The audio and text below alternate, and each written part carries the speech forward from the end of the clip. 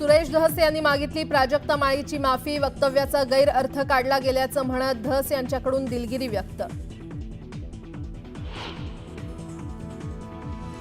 वाल्मिक कराडच्या सरेंडर होण्यावरून 2 आकांमध्ये वाद। सुरेश धस यांचा आरोप, फरार कराड सापडणार कधी याची चर्चा। घाटकोपर होर्डिंग दुर्घटनेतील आरोपी अर्शद खानला 7 महिन्यानंतर बेड्या। 6 महिन्यानंतर लखनौमधून घेतलं ताब्यात। लोणावळ्याच्या लायन्स आणि टायगर पॉइंटवर पर्यटकांना बंदी। 31 डिसेंबरच्या निमित्तानं वनविभागाचा निर्णय। पर्यटकांचा हिरमोड तर व्यापाऱ्यांमध्ये नाराजी।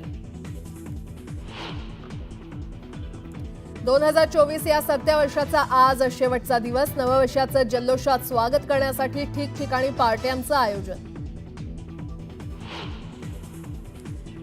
सिगारेट ओढल्यानं आयुष्य होतं कमी। एका सिगारेटमुळे पुरुषांचं 17 तर महिलांचं 22 मिनिटांनी आयुष्यमान घटतं।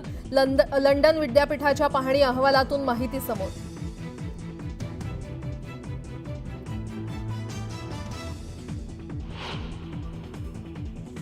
आणि सरत्या वर्षात इस्रोची सर्वात मोठी मोहीम। Space docking experiment launch. America, Russia आणि चीन नंतर लागणार भारताचा नंबर।